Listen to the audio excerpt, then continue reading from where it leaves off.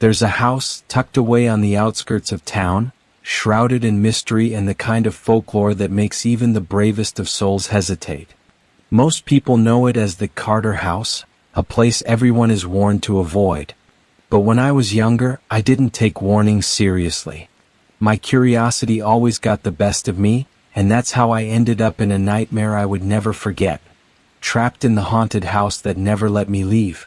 It all started one summer evening, the kind where the sun refuses to fully set, casting a golden glow on everything around.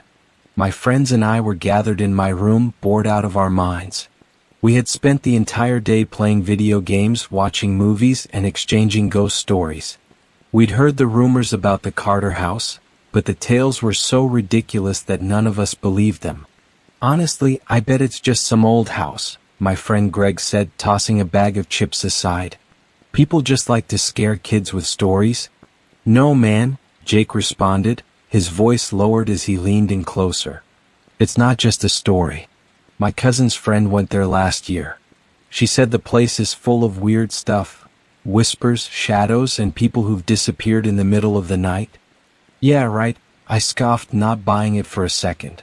The whole town's full of creepy old places. I'll bet no one's ever really gone inside. The challenge was set. Greg, Jake, and I decided we'd spend the night in the Carter House. It seemed like the perfect way to prove that the stories were just that, stories. Our phones would capture footage for proof. The kind of proof that would be legendary when we posted it online the next day. That night we set out just after midnight. The house loomed in the distance as we neared the edge of town. A thick fog had settled, making everything seem even more eerie. The winding road that led to the house was barely visible, overshadowed by the twisted trees that lined both sides. All right, no turning back now, Greg said, his voice filled with excitement. He was always the most daring of us, always the one to push the limits. We parked the car at the end of the driveway. The house itself stood tall and imposing, its windows black as if they had been permanently shut off from the light. The front door hung crooked on its hinges, creaking as though it had been waiting for us. The old wooden structure looked as if it had stood for centuries, slowly decaying under the weight of its history. We hesitated for a moment at the doorstep, but the thrill of the challenge pushed us forward. Jake pulled out his phone and started recording as we stepped inside, the air growing colder the moment we crossed the threshold. "This place gives me the creeps," Jake muttered, his voice low and shaky. But even then we laughed it off, brushing off the chill that had swept through the room. Inside, the house was worse than we imagined. The air smelled stale, like dust and old wood. The floorboards creaked under our feet as we ventured deeper into the hallway. The wallpaper was peeling off the walls, revealing decades of grime and neglect beneath. Every room we entered seemed to have its own unique atmosphere, each one colder than the last. We made our way to the grand staircase, which curved upward into darkness. At the top, the hallway stretched endlessly in both directions, doors standing ajar, revealing nothing but shadows. There was no furniture, just empty, hollow rooms. It was as if the house had been abandoned by anyone who had ever lived there, left to rot in time. But we were determined to stay the night. We set up our sleeping bags in one of the larger rooms, a space with a broken window that let in the night air. The floor was uneven, and there was a strange, unsettling silence that surrounded us. The kind of silence that made every creak, every gust of wind sound louder than it should. Jake, still holding his phone, turned to Greg and me. "Let's split up. We'll explore the rest of the house, see what's here. I'll keep recording and we'll meet back here in an hour." "Are you serious?" Greg said, sounding more uncertain now. But it was too late. Jake was already heading down the hall, his phone light cutting through the darkness. "Stay close," I called after him, but he was already out of earshot. Reluctantly, Greg and I followed Jake's lead, though every instinct in me told me to leave the house, to go home where it was safe. But we didn't. We ventured deeper into the house. Time seemed to slow down as we wandered through the narrow hallways. The house creaked and groaned with age as if it were alive. At one point, I heard a soft whisper, so faint that I thought it might have been my imagination. But then it came again, louder this time, like a voice calling from behind one of the closed doors. My heart raced and I turned to Greg, but he was already walking ahead, oblivious to the sound.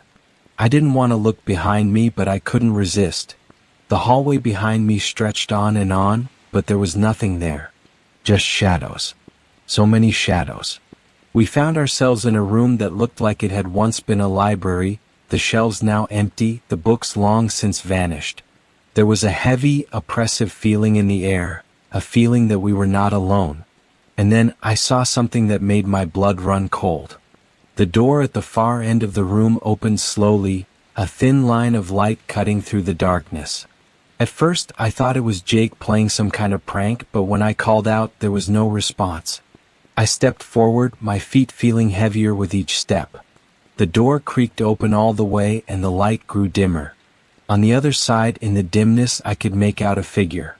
Tall, shadowy, with features that seemed to shift and blur in the corner of my vision. I froze, my breath catching in my throat. The figure didn't move, but it felt as if it was watching me, waiting. Greg, who had been behind me, suddenly grabbed my arm. "We need to go," he whispered, panic rising in his voice.